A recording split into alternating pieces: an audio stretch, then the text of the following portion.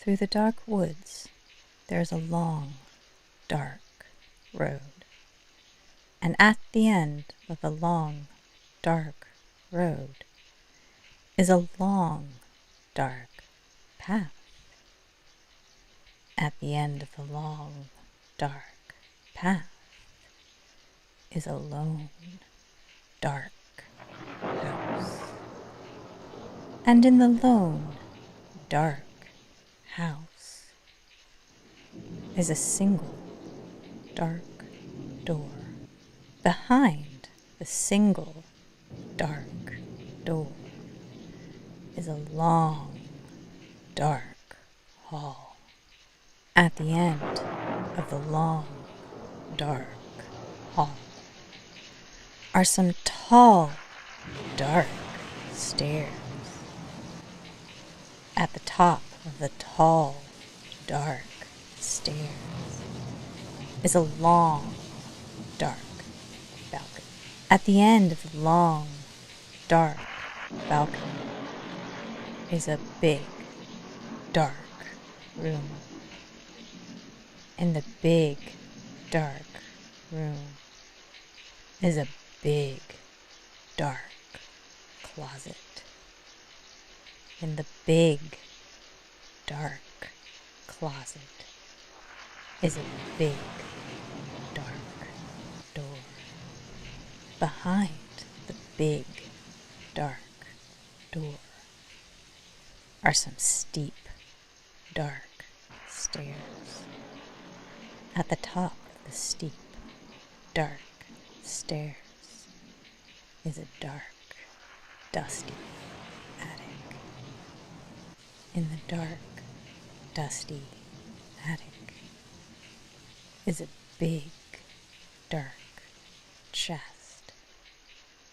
In the big, dark chest is a small, dark box. And in the small, dark box is a peanut. Sam, he didn't believe in ghosts. Everyone in town knew the old log cabin back in the woods was haunted. But Sam just laughed. Finally, one day, the blacksmith dared Sam to spend the night in the haunted log cabin. If he stayed there until dawn, the blacksmith would buy him a whole cart full of watermelons. Sam was delighted. Watermelon was his absolute favorite fruit. He accepted the dare at once, packed some matches in his pipe, and went right over to the log cabin to spend the night. Sam went into the log cabin, started a fire, lit his pipe, and settled into the rickety old chair with yesterday's newspaper. As he was reading, he heard a creaking sound. Looking up, he saw that a gnarled little creature with glowing red eyes had taken the seat beside him. It had a long, forked tail, 2 horns on its head, claws at the end of its hands, and sharp teeth that poked right through its large lips.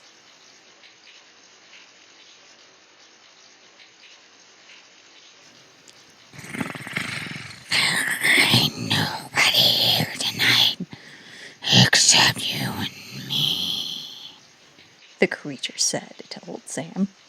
It had a voice like the hiss of flames. Sam's heart nearly stopped with fright. He leapt to his feet. "There ain't gonna be nobody here but you in a minute," Sam told the gnarled creature. He leapt straight for the nearest exit, which happened to be a window, and high-tailed it down the lane lickety-split. But it wasn't long before he heard the pounding of little hooves, and the gnarled creature with the red eyes caught up with him. "You're making pretty good speed for an old man," said the creature. "Oh, I can run much faster than this," Sam told it. And off he took like a bolt of lightning, leaving the gnarled creature in the dust. As he ran past the smithy, the blacksmith came flying out of the forge to see what was wrong. "Never mind about them watermelons," Sam shouted to the blacksmith without breaking his stride. Sam ran all the way home and hid under his bed for the rest of the night. The kids at school said the house on the hill was full of ghosts. They dared Sue to visit the house. At night, They dared her to visit every room. Sue begged her brother John to go with her. After she begged him 5 times, he said, "Okay." They walked up the steps. The wood moaned a warning. The wind rattled the windows. The house felt alive. Sue opened the door. The dusty chandelier creaked above. They went to the kitchen. Dirty plates covered the table. A sheet covered the living room couch.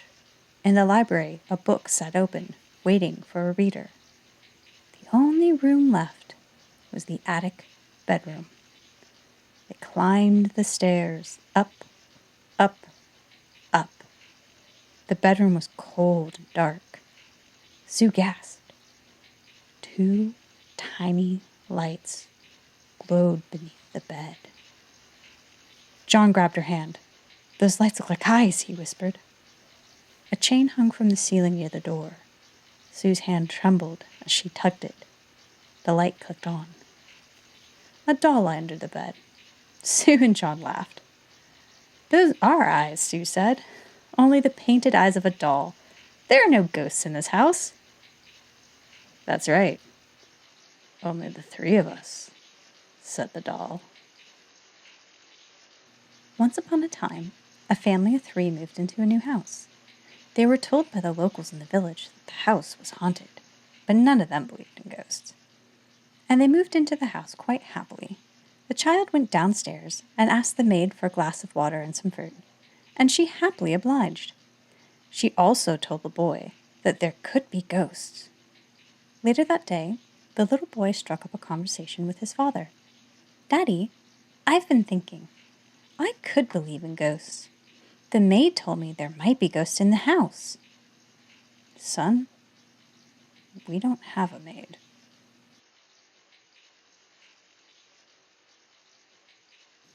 The old man sat in his room reading. The room was silent, except for the quiet fire burning beside him. "That's just the house settling, nothing more. Perhaps some small animals outdoors." Was that the wind? The man stood up and peeked out the window. A clear night is all he saw. The moon was full and brilliant in the sky.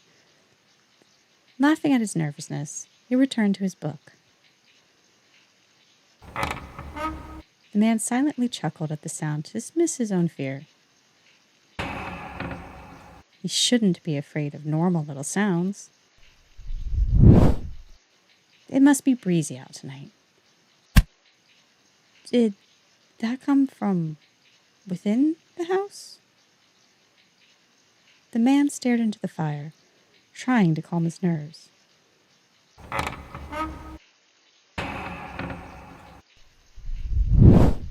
Will these sounds never cease? Closer. The sounds were getting closer. He shut the book and closed his eyes and tried to think of something besides his own wild imagination. That was all it was. Imagination. Right?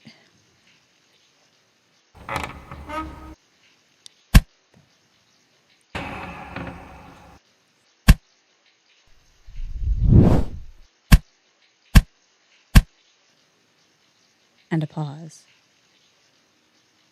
The man moved quietly and slowly toward the door.